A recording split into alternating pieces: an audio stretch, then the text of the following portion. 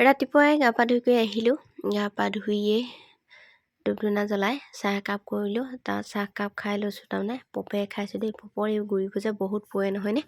তাৰপিছত চাহকাপ খাই লৈছোঁ। তাৰপিছতে মানে আগবেলাটো ভাবিছোঁ ৰুটি খাম, সেইকাৰণে চব্জিও লগতে পাতি দিছোঁ। আৰু এইফালে বনাবলৈ লৈছোঁ ৰুটি, মানে পুৰি নহয়, ৰুটি খাম। আৰু আমাৰ ৰুটি ৰাতিপুৱা খোৱাটো এটা ৰেগুলাৰ ৰুটিনত হৈ গৈছে মানে।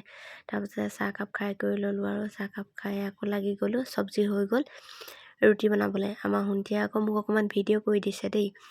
আজিকালি ভিডিঅ' কৰোঁতে কৰোঁতে সিহঁতেও বাৰু অকণমান আগ্ৰহী হৈ গৈছে ভিডিঅ' কৰিবলৈ।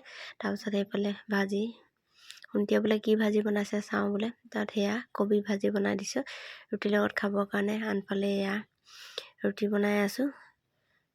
মইনা গ'ল স্কুললৈ। সুন্তি যিহেতু এইবাৰ মেট্ৰিক পৰীক্ষা দিব, সি যোৱা নাই স্কুলত, ঘৰতে পঢ়িছে। তাৰপিছত উখোৱা চাউল খাবলৈ মন গ'ল তাৰ, সেইকাৰণে উখোৱা ধান বহাইছিলোঁ কালি নহয় পৰহি বহাইছিলোঁ। ৰাতিপুৱা এজকা বহাইছিলোঁ আৰু গধূলি এজকা বহাইছিলোঁ। তাৰপাছতে মানে এইখিনি লৰাই আছোঁ। আজি হ'বগৈ আৰু অকণমান ইবোৰ ধান শুকুৱাই আছে যে, জেগা অলপ কমি গৈছে সেইকাৰণে। আৰু আগতে তেনেকৈ বহাই পোৱা নাছিলোঁ বাৰু। এতিয়া আকৌ এখেতে খাম বুলি সেইকাৰণে বহাইছোঁ। আনফালে আজি কাপোৰখিনি উলিয়াই দিছিলোঁ। এইফালে শুনে কাম কৰি আছে।